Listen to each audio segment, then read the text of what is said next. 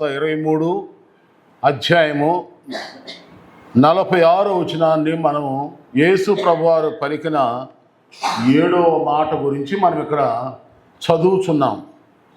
అప్పుడు యేసు గొప్ప శబ్దంతో కేక వేసి, తండ్రి, నీ చేతికి నా ఆత్మను అప్పగించుకొనుచున్నాను అనెను. ఆయన ఇలాగ చెప్పి ప్రాణము విడిచినని ఉంది. ఇందులో చదివిన ఈ వచనంలో అప్పగించుకునుట, యేసు ప్రభువారు తన ఆత్మను తండ్రికి అప్పగించుకున్నాడు. ఇందులో చాలా అర్థాలు వస్తున్నాయి. ఆత్మను అప్పగించుకున్నాడు, శరీరాన్ని కాదు, ఆత్మను అప్పగించుకున్నాడు. శరీరాన్నే ముందే అప్పగించుకున్నాడు, దెబ్బలకి శిక్షకి అప్పగించాడు. కానీ ఇక్కడ ఆత్మను అప్పగించుకుంటున్నాడు. ఆ ఆత్మ అంటే ఏంటి? మనిషి 3 భాగాలుగా ఉంటాడని మన అందరికీ తెలుసు. 1 శరీరము, 2 ప్రాణము, 3 ఆత్మ. 3 భాగాలుగా ఉంటాం. అయితే ఆత్మ దేవుడు పెట్టిన దీపం ప్రతి మనిషిలోకి. ప్రపంచంలో భూమి మీద నరుడుగా నారీగా పుట్టిన ఆడ మగాని భేదం లేదు, అందరిలోనూ ఉన్నది దేవుని ఆత్మ, ఆయన ఊదిన ఆత్మ. అయితే మన మనిషికి మరణం వస్తే శరీరం పోద్ది, కానీ ఆత్మకు సావు లేదు. మనలో ఉన్న ఆత్మకు సావు లేదు. యేసు ప్రభు నమ్ముకుంటే ఆ ఆత్మ పరలోకానికి వెళ్తుంది. ఆ యేసు ప్రభు నమ్ముకోకుండా చచ్చారనుకోండి, నరకానికి వెళ్తారు, అగ్నిగుండంలో. ఈ భూమి మీద ఎప్పుడు చూసినా రోగాలే, జబ్బులే, బాధలే, అయ్యో ఎందుకు పుట్టామా అని ఏడుస్తా ఈ కొద్ది కాల బ్రతుకే నానా వేదనలు, ఏడుపులు. మరి యేసు ప్రభుని నమ్ముకోకుండా చచ్చారనుకోండి, చిన్నగా అగ్నిగుండంలోకి వెళ్తారు. అగ్నిగుండం, అగ్ని ఆరదు, పురుగు సావు. ఎక్కడైతే 80, 90, 100 సంవత్సరాలు బతుకు, కానీ అక్కడ అలా కాదు. సద్దామన్నా సావు దొరకదు, అగ్ని ఆరదు, పురుగు అగ్నేమో ఆరదు, శిక్షత పోదు, అగ్ని మంటల్లో ఉండాలి. సద్దామని ఎంత ప్రయత్నించి సావు దొరకదు. అలాంటి కఠినమైన ఘోరమైన ఆ శిక్షను తప్పించటానికి యేసుక్రీస్తు వారు ఈ లోకానికి వచ్చి మన ఆత్మ రక్షణ పొందడానికి ఆయన శరీరధారికి భూమి మీదకి వచ్చి మన దేహంతో చేసిన ప్రతి పాపముల గురించి ఆయన దేహాన్ని మన కొరకు శిక్షకు అప్పగించేసి, మన దేహంతో, మన శరీరంతో, మన మాటతో, చూపుతో, నాలుకతో, మన సర్వేంద్రియాలతో చేసిన సకల దోషాలన్నీ యేసుక్రీస్తు వారు తన శిలువ మ్రాను మీ ద్వారా మన శిక్ష అంతటిని భరించేసి ఇప్పుడు మనలాగిన మానవుడిగా పుట్టాడు కనుక ఆయనలో కూడా ఆత్మ ఉంది. ఆ ఆత్మ ఎక్కడికి వెళ్ళాలి ఇప్పుడు అది అని మనకు మాదిరిగా చెప్తున్నాడు, అప్పగించుకుంటున్నాడు. ఇప్పుడు మన ఆత్మ కూడా రేపు ఎక్కడికి వెళ్ళాలి చెప్పండి, అది చెప్తున్నాడు యేసుప్రభు. అది అంతే తప్ప 7 పాటలు కంటపాట పెట్టుకొని ఆచార ప్రకారం, అవార్డు ప్రకారం జరిగేటం కాదు. యేసుప్రభు శిలువ మీద మాట్లాడాడు అని అనుకోవటం కాదు. దాని అర్థం తెలుసుకో ఫస్ట్. దాని అర్థం ఏంటంటే ఆత్మ ఎక్కడికి వెళ్ళిపోతుంది? మన ఆత్మ వెళ్ళాలి. అక్కడికి వెళ్ళిపోతే ఎక్కడికి వెళ్ళిపోతే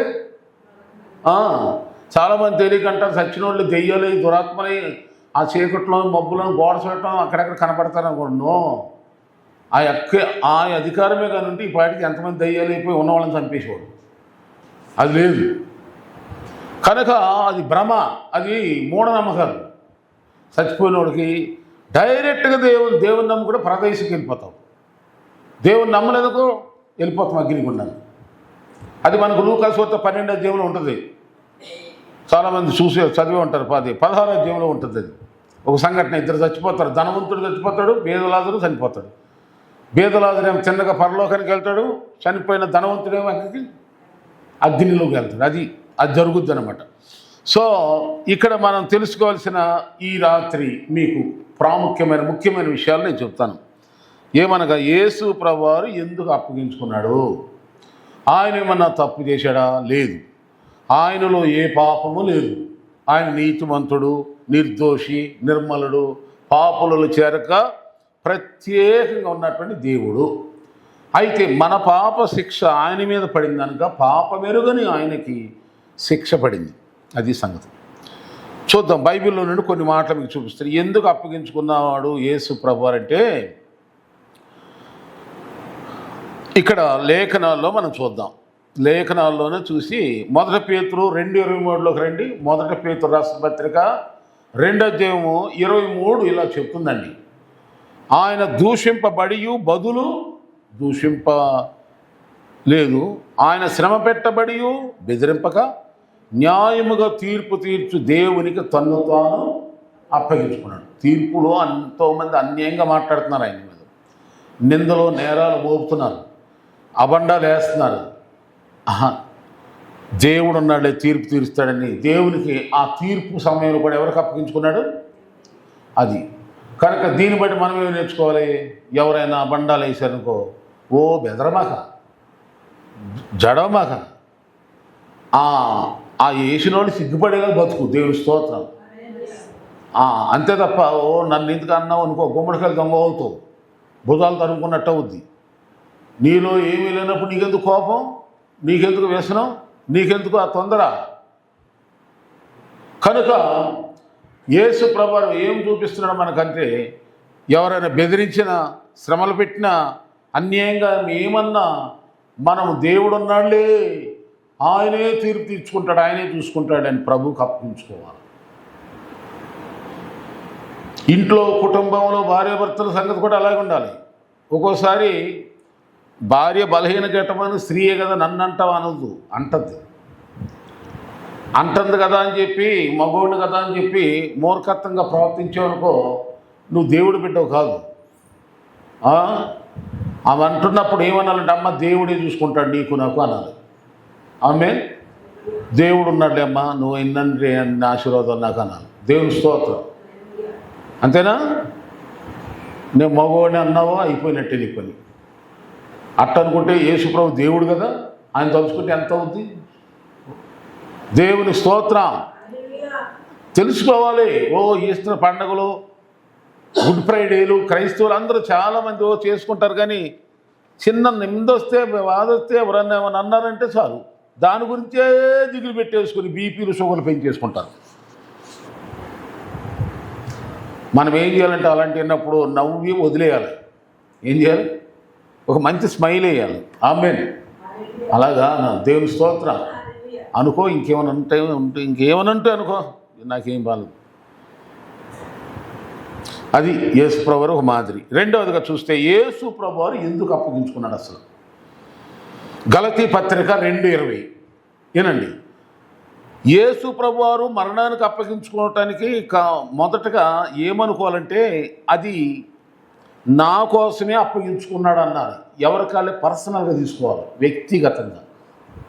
నా కోసం, నా పాపం కోసమే, నా శాపం నుండి విడిపించటాకే, నా దరిద్రం నుండి విడిపించడానికి నా కోసం యేసయ్య అంటున్నాడు. పౌలు గారు అంటున్నాడు, అది పెద్ద వచనం. ఆయన చెప్తున్నాడు, నేను క్రీస్తు కూడా సిలువేయబడి ఉన్నాను మొదలెట్టి ఏమంటాడమ్మా, జీవించేవాడు నేను కాను, నేనిప్పుడు శరీరమందు జీవించుచున్న జీవితం నన్ను ప్రేమించి నా కొరకు అంటున్నాడు. చూడండి, నా కొరకు తన్ను తాను అప్పగించుకొని దేవుని కుమారుని యందలి విశ్వాసం అలా జీవిస్తున్నాను. ఎస్, ఆమేన్. కనుక నా కోసం, ఎవరు కాళ్ళే నా కోసం, నీ కోసం, నా కోసం. రెండవదిగా చూడండి, గలతీ పత్రిక, అదే గలతీ పత్రిక 1:4లోకి వద్దాం. 1:4 ఏముంటుందంటే, మన తండ్రి అయిన దేవుని చిత్త ప్రకారం క్రీస్తు మనలను, ఇక్కడ మనలను అంటాడు, మనలను ప్రస్తుతపు దుష్ట కాలములో నుండి విమోచింపాలని మన పాపముల నిమిత్తం తన్ను తానే అప్పగించుకున్నాడు. దేవునికి స్తోత్రం. మనందరి కోసం దుష్టకాలములో ఉన్నాం. ఇది చాలామంది ఇది మంచి కాలము, మంచి రోజు ఎప్పుడు అంటారు. మంచి రోజు ఎప్పుడయ్యా అంటే, దేవుడున్న రోజే మంచి రోజు. ఎప్పుడు దేవునితో నువ్వు ఉన్నావా, అదే గుడ్ డే. దేవునితో లేనా, అదే బ్యాడ్ డే. ఆమె మంచిగా ప్రార్థన చేసుకున్నామా, మంచి వాక్యాన్ని సరుగున్నామా, అది అమావాస్య అయినా మనకు అమావాస్య అయినా సరే అది ఎలా ఉంటుంది చెప్పండి, మంచి వెలుతురులాగా ఉంటుంది. అన్ని మనం ఏదో అనుకుని జరిగిపోదు. హల్లెలూయా. ఎన్ని మానవుడి యొక్క మూర్ఖపు ఏంటి మూఢనమ్మకాలు తప్ప ఏమి లేవు. దేవుని స్తోత్రం. మనందరి పాపముల కొరకు, మన బంధువులు, మన ఇంటివారు, మన తోటివారు, మన దేశం, మన ప్రజలు, మన ప్రపంచంలో అందరి కోసం. ఇక చూడండి, మూడవదిగా చూస్తే ఎఫెసీ పత్రిక 5:1-2 చూస్తే ఇప్పుడు ఎవరి కోసం మూడో విషయం చూద్దాం. సంఘము కొరకనుంది. సంఘము అంటే లోకములో నుండి, దుష్టముల కాలంలో నుండి, మూర్ఖుల్లో నుండి వేరైపోయి సపరేట్ అవటానికి కారణం మన కోసమే. మనం ఇలా ఉండాలనే యేసు ప్రభువారు ముందుగానే మన కోసం ఆయన తన్ను తాను అప్పగించుకున్నట్టుగా ఆ వచనంలో ఉంది. చదవండి. కావున మీరు ప్రియులైన పిల్లల వలె దేవుని పోలి నడుచుకోండి. క్రీస్తు మిమ్మల్ని ప్రేమించి పరిమళ వాసన గుండెకు మన కొరకు తను తాను దేవునికి అర్పణగాను బలిగాను అప్పగించుకొనెను. అది పరిమళ సువాసన, వాసనగా పరిమళ వాసన ప్రేమకు మార్చాడు. ప్రేమ అనే సువాసన. ఆమేన్. ప్రేమ చూడండి, అత్తరు వాసన ఎవరు అనరు. పరిమళాలు వాసన అంటే పువ్వుల్లో నుండి వచ్చిన వాసన ఎవరు కాదన్నారు. ఇంకా దగ్గరికి వస్తారు కూడా. అలాగే ప్రేమన్న వ్యక్తిని కూడా ఎవరు తోసేరు. ప్రేమన్న వ్యక్తిని ప్రతి ఒక్కరూ ఆకర్షిస్తారు. ప్రేమ అది ఏ ప్రేమ అంటే అనేక ప్రేమలు ఉన్నాయి. లోక ప్రేమ వేరు, దేవుని ప్రేమ వేరు. కనుక దేవుని ప్రేమ బాగా తెలుసుకోవాలి. దేవుని ప్రేమతో ఉండాలి. అదే ప్రేమ కలిగి నడుచుకోండి. అంటే సంఘం ఎలా ఉండాలంటే మనందరము దేవుని ప్రేమ అంటే యేసు ప్రభు ప్రేమ అంటే ఇలా ఉంటుందిరా అని తెలిసేలాగా బతకాలి. ఆమేన్. మిమ్మల్ని ప్రేమించేవారిని ప్రేమించడం, మీకు వందనని చెప్పేవాళ్ళకి వందనని చెప్పడం,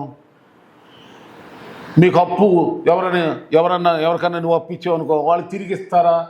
ఇవ్వలేని వాళ్ళకి అప్పు ఇవ్వటం గొప్ప సంగతి. నీకు వందనం చెప్పని వాళ్ళకి వందనం చెప్పాలి. ఆమేన్. ఇది ప్రేమ. ఇది చెప్పండి ప్రేమ. అది ప్రేమ అంటారు. నువ్వు భోజనం పెట్టావు కాబట్టి నేను పెడతారా? ఇంకేముంది? ఇదేం ప్రేమ? నీకు పెట్టలేనోడికి పెట్టు భోజనం, నీకు తిరిగి ఇవ్వలేనోడికి బట్టలు, నీకు తిరిగి ఇవ్వలేనోడికి డబ్బులు. మార్గమేదో తెలియక, గమ్యమేదో తెలియక, కష్టాలు బాధల్లో నుండి విడుదల ఎలా పొందాలో ఎవరు ఆదరించే దిక్కులేనటువంటి వాళ్ళు పలకరించో.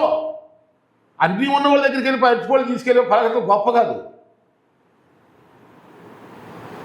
ఇది మనం అలాంటి ప్రేమ చూపించాలనే యేసు మన కొరకు తన్ను తాను అప్పగించుకొని సంఘానికి చెప్పే ప్రత్యేకం అన్నమాట విశ్వాసులకి. ఇంకా చూడండి, ఎఫెసీ పత్రికలు 5:25-27 3 వచనాలు ఉంటాయి కదా, పెద్ద వచనాలు అయ్యి. అందులో ప్రాముఖ్యమైన మాట నేను చదువుతున్నాను. క్రీస్తు కూడా సంఘమును ప్రేమించి 3వ గంట రాస్తాడు. తర్వాత వాక్యముతో ఉదక స్నానము చేత దాన్ని పవిత్రపరిచి పరిశుద్ధపరచుటకై దాని కొరకు తను అప్పగించుకున్నాడు. వాక్యముతో ఉదక స్నానం. ఉదకం అంటే నీరు. అంటే మనం దేనితో కడుక్కోవాలని, దేనితో పరిశుద్ధపరచాలని అనుకుంటున్నాడు. ఎందుకు అప్పగించుకున్నాడు? వాక్యము చేత మన జీవితాలని ఎప్పటికప్పుడు కడుక్కుంటా ఉండాలని ఆయన మన కొరకు అప్పగించుకున్నాడు, సంఘం కొరకు. అంటే దీని అర్థం ఏంటి? మనకి ఎప్పుడైనా వాక్యం కావాలి. వాక్యం ద్వారా మనం ఏమవుతుందంటే మలినం తొలగించబడుతుంది. మనలో ఏమైనా తప్పులుంటే దేవుడు మాట్లాడతాడు కనుక సరి చేసుకోగలుగుతాం. ఒకసారి మురికి అంతా పోకపోయినా క్రమక్రమంగా మనం ఏమవుతాం? ఈ వాక్యం చేత సరిచేయబడతాం, వాక్యం చేత వెలిగించబడతాం, వాక్యం చేత బ్రతికించబడతాం. వాక్యం చేత ఒకప్పుడు త్రోవలు సరిగ్గా నడవలేకపోయాం, కానీ వాక్యంలోకి వచ్చాం కనుక ఒక కరెక్ట్ అయిన వేలు నడిపిస్తుంది వాక్యం. నీ వాక్యము నా పాదములకు దీపము, నా త్రోవలకు వెలుగు. వెలుగు వెలుగు మార్పున్నాడు. ఒక్కసారి అవ్వదు. క్రమక్రమంగా దేవుడు వాక్యం చేత ఏం చేస్తాడంటే మనల్ని శుద్ధీకరిస్తాడు. అందుకని చూడండి, చాలామందికి వాక్యం అర్థం కాకుండా చేస్తాడు దెయ్యం. సైతానుడు ఏం చేస్తాడు? వాక్యం అర్థం కాదు. అన్నీ సినిమాకి వెళ్ళి అట్లా చూసి కథ అంతా చెప్పేస్తారు. గంట సేపు ప్రసంగం వినాక ఏం చెప్పాడు మీ పాస్ గారు అని అంటే మేమే ఎందుకు వెళ్ళావు చర్చి కంటే ఏం అర్థం కాదు. ఇంకా ఎక్కడన్నా ఏదైనా సాడీలు, కొండాలు, ఏదైనా బూతులు చెప్పుకోకూడదు తెలియనివి ఏదైనా ఉంటే అలాంటి చక్కగా కంటదరండి మరి అప్పు చెప్పేస్తారు. వాళ్ళు ఎలా యాక్షన్ చేశారో, వాళ్ళు ఎలా ఎగిరారో, ఎలా ఊగారో అన్నీ చెప్పుకుంటారు. కానీ వాక్యం చెప్తున్నప్పుడు ఇది మాత్రం బుర్రలో పడనివ్వదు. ప్రార్థన చేయండి అని ఎందుకంటామంటే ఇన్న వాక్యం మీలోకి వెళ్ళిందా లేదా. సొంత మాటలకు ప్రార్థన చేయకూడదు. మన వాక్యం విన్న ప్రకారం యేసయ్యా ఒకరు ఈ వాక్యం అయిపోయినాక ప్రార్థన చేయమన్నావు అనుకో, ప్రభా నా కోసమే నిన్ను నీవు అప్పగించుకున్నావయ్యా, మనుషులందరి పాపముల నుండి రక్షించడానికి, దుష్టకాలములో నుండి మనం రక్షించడానికి అప్పగించుకున్నావయ్యా, సంఘములో చేర్చి నన్ను నీ ప్రేమ వాసన లోకమంతా వెదజల్లాలని పరిమళ వాసనగా నన్ను చేసేవా. ఇంతకుముందు నువ్వు అందరి చేత అసహించుకోబడి ఇప్పుడు నీ ప్రేమతో నింపబడిని బట్టి అందరూ నన్ను గౌరవిస్తున్నారయ్యా. అది ప్రేమ వాసన. మంచి వాళ్ళ కోసం ఎవరైనా చచ్చిపోతానికి ముందుకు వస్తారు. చెడ్డవాళ్ళమైన మన కోసం యేసుప్రభువు ఏం చేశాడు? చనిపోయాడు. మన కోసం చెడ్డవాళ్ళని నీ ప్రభు దగ్గర నడిపించడం గొప్ప ఆసక్తి. వాళ్ళకి దేవుని ప్రేమను రుచి చూపించాలి. దేవునికి స్తోత్రం. ప్రార్థన చేయాలి. అలా వాడుకయ్యా. ఇక్కడ ఏంటి చెప్పండి? ఎఫెసీ పత్రిక 5:25 ఏముందండి? ఇక్కడ ఏముందంటే వాక్యముతో మనల్ని ఉదక స్నానం చేయాలని దేవుడు అంట మనల్ని అప్పగించాలి. అంటే మరి మీరు బుధవారం వాక్యం, శనివారం వాక్యం, ఆదివారం వాక్యం, కుటుంబ ప్రార్థన, అసలు వాక్యం అంటేనే మీరు పెడచెవిని పెడతాను అనుకో. యేసు ప్రభువు తను అప్పగించుకున్న ఆ యొక్క అప్పగించుకున్నటువంటి ఆయన ఉద్దేశం ఏమవుతుంది? ఇక్కడ వ్యర్థం అయిపోతుంది ఈ పక్షం.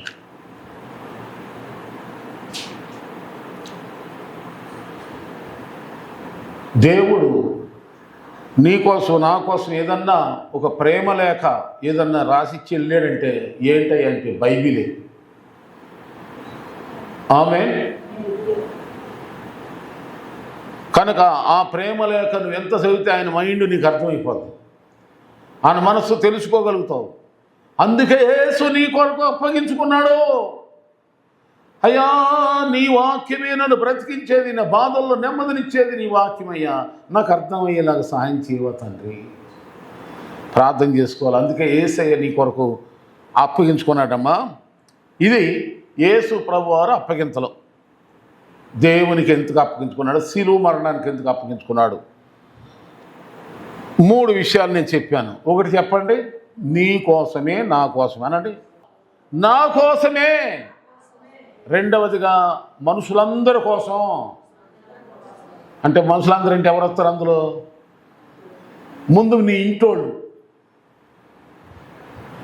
ఇంటోళ్ళు, తర్వాత వీధుల వాళ్ళు, తర్వాత దేశవాళ్ళు, పట్టణం వాళ్ళు, రకం అందరూ. తర్వాత మూడవది ఎవరు? మనం. అసలు మనం సంఘం విశ్వాసులు మనం ఎలా ఉండాలని యేసు ప్రభువు అప్పగించుకున్నాడు. ఒకటి, ఆయన ప్రేమను లోకమంతా నీవు వెదజల్లాలి. పరిమళ వాసనలాగా సువాసన ప్రేమ, నీ ప్రేమ, యేసయ్య ప్రేమ వెదజల్లటానికి ఆయన మన కోసం అప్పగించుకున్నాడు. రెండవదిగా చెప్పండి, వాక్యముతో నిన్ను నువ్వు సరి చేసుకుంటావని, వాక్యానుసారంగా నువ్వు నడుస్తావని, వాక్యం చేత నువ్వు దిద్దబడతావని, కడగబడతావని యేసయ్య ఈ వాక్యముని మనల్ని వాక్యంలో ముంచి లేపటానికి అప్పగించుకున్నాడు. ఆమేన్. ఇక చూడండి, ఇది ఇక మనం ఎవరికి అప్పగించుకోవాలో 4 మాటలు చెప్పి ముగిచ్చేస్తానే వినండి. మనం ఎవరికి అప్పగించుకోవాలి? ఇప్పుడు యేసయ్య మన కోసం ఏం చేశాడు? దేనికి అప్పగించుకొని 3 విషయాలు చెప్పి, మరి మనం ఎవరికి అప్పగించుకోవాలి?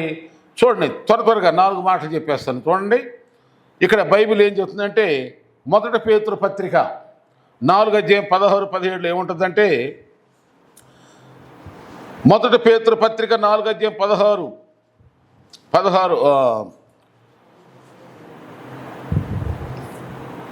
చూడండి, చదవండి. అది కలుగా ఎవడైనాను క్రైస్తవుడైనందుకు బాధలు అనుభవిస్తే ఆ పేరును బట్టి దేవుణ్ణి, ఇప్పుడు 19లోకి రా, 19 వచ్చిన కాబట్టి దేవుని చిత్త ప్రకారం బాధపడువారు సత్ప్రవర్తన గలవారై నమ్మకమైన సృష్టికర్తకు తన అప్పగించుకోవాలంట. అంటే దేవుని చిత్త ప్రకారముగా 19 వచనం పైన ఉంది. ఎవడైనాను క్రైస్తవుడు అంటే దేవుని చిత్త ప్రకారం అంటే ఏందా అనుకుంటామని అమ్మా అర్థమవుతుందా? 16వ వచనంలో చెప్తున్నాడు, ఎవడైనాను క్రైస్తవుడైనందుకు. అది అదే దేవుని చిత్త ప్రకారం బాధ అంటే ఏంటయ్యా అని మేధావులు అడుగుతారని ముందుగానే చెప్తున్నాడు. ఎవడైనాను క్రిస్టియన్ అయినందుకు, ఎవరైనాను క్రైస్తవుడైనందుకు బాధ.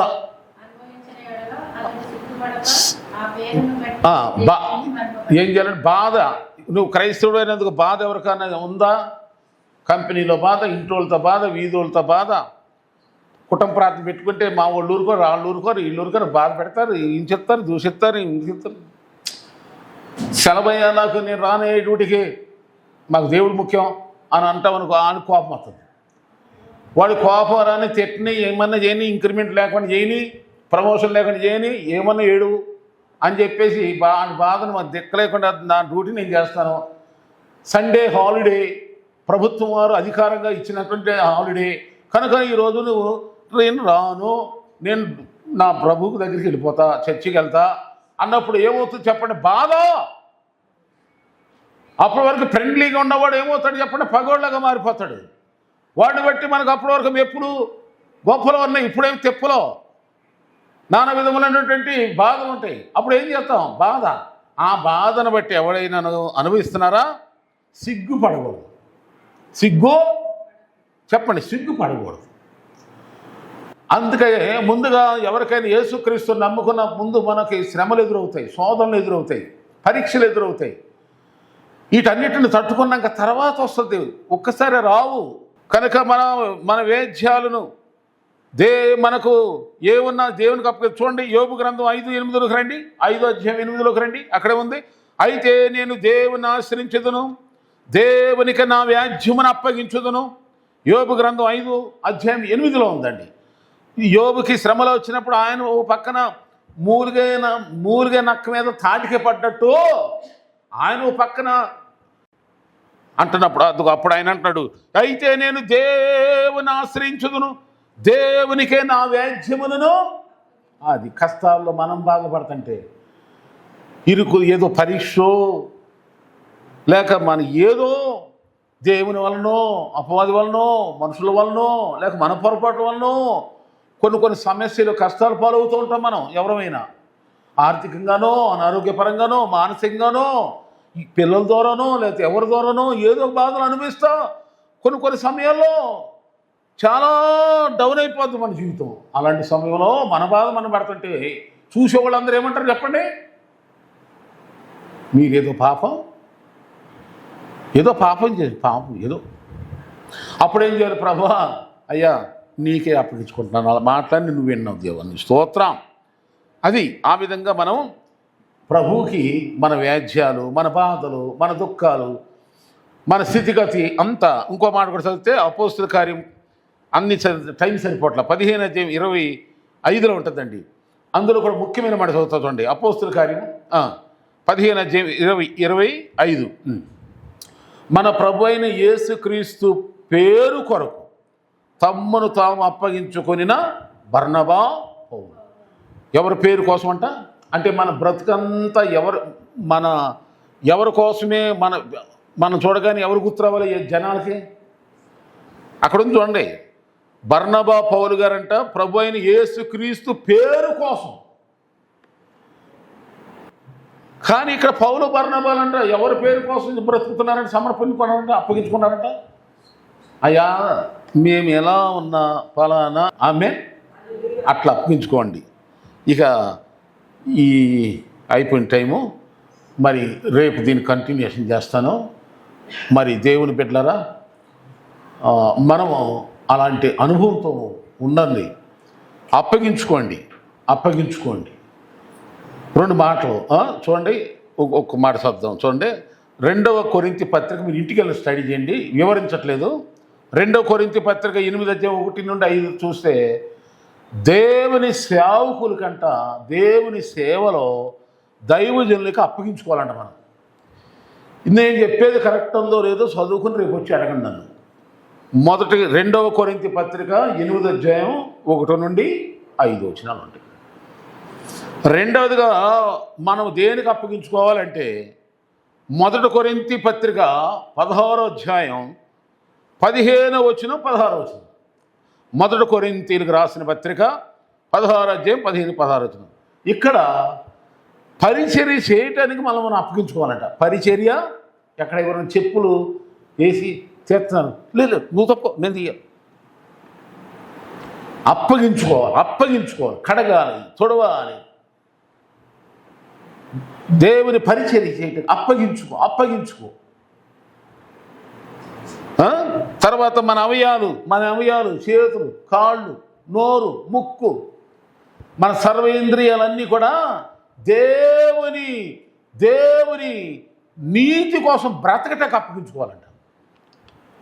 దేవుని నీతిని నెరవేర్చే అవయాలు. ఒకప్పుడు బూతులు తిట్టింది ఈ నోరు, బూతులు తిట్టదు. ఇప్పుడు ఎవరికైనా మంచి మాటలే చెప్పుద్ది. ఒకప్పుడు ఈ చేతులు కీడు చేసినాయి, ఇప్పుడు చేయవు. ఒకప్పుడు ఈ చేతో ఈ కాళ్ళు ఎక్కడెక్కడికో వెళ్ళింది, కానీ ఇప్పుడు వెళ్ళవో. పని, ఇల్లు, మందిరం. ఆమేన్. మన అవయాలు నేను చెప్పినన్ని అందులో ఉన్నాయి, రేపు అడగండి నన్ను. దేవునికి స్తోత్రం. రోమీలకు రాసిన పత్రిక 6వ అధ్యాయం 19-13 ఈ మాటలు చూస్తారు మీరు. ఈ చివరగా విశ్వాసులు అప్పగించుకోవాల్సిన 5వ విషయం ఏంటంటే మన కానుకలను దేవునికి అప్పగించుకోవాలి. ఎవరికి? పాస్టర్ గారికి కాదు ఇచ్చేది. పొరపాటున అనుకోండి, నేను చాలాసార్లు చెప్తాను, మనం ఏది చేసినా దేవునికి ఇచ్చినా మనిషికి అనుకున్నావో ఫలితం రాదు. నేను ఇచ్చేది దేవునికే. దేవుని స్తోత్రం. ఆ ప్రభు రహస్యమందు చూస్తున్న దేవుడే నాకు ప్రతిఫలం ఇస్తున్నాడు. ఆమేన్. కనుక దేవుడు ద్వారా మనం కానుకలు అప్పగించదు, ప్రభు ఉన్నాడు. దేవుని స్తోత్రం. అలాంటి అద్భుతాలు ఇలా అప్పగించుకోండి. అయ్యా యేసయ్యా సిలువే పడ్డావా, సిలువా మోసినావా, శ్రమలు ఓర్చి. నా చిన్నప్పుడు ముసలోడు పాడేవాడు, కంబోజు రాగాలు వేసుకుని పాడు. తర్వాత మళ్ళీ మర్చిపోయి వీళ్ళు ఇవన్నీ తెలియదు పాపం. అప్పుడు చదువు లేదు రోజులు, ఇలా వివరంగా చెప్పేవాడు కూడా ఉండేవాడు కాదు. ఇప్పుడు ఆయన తలుచుకుంటే ఏమన్నా వస్తుంది నాకు దేవునిస్తూ. ఆ శ్రమల దినాలు ఏమన్నా ఇష్టంగా ఉండేవాడు పాపం. కానీ వాక్యం అంటే ఏంటి అర్థం? కానీ ఈ రోజుల్లో అన్నీ దేవుడు వివరంగా చెప్తున్నాడు. కనుక గ్రహించండి, గైకొనండి. చదువువారు, వినువారు, ఇందులో ఉన్న సంగతులు గైకొనువారు ధన్యులు. దేవుడు మీ అందరిని దీవించును కాదు.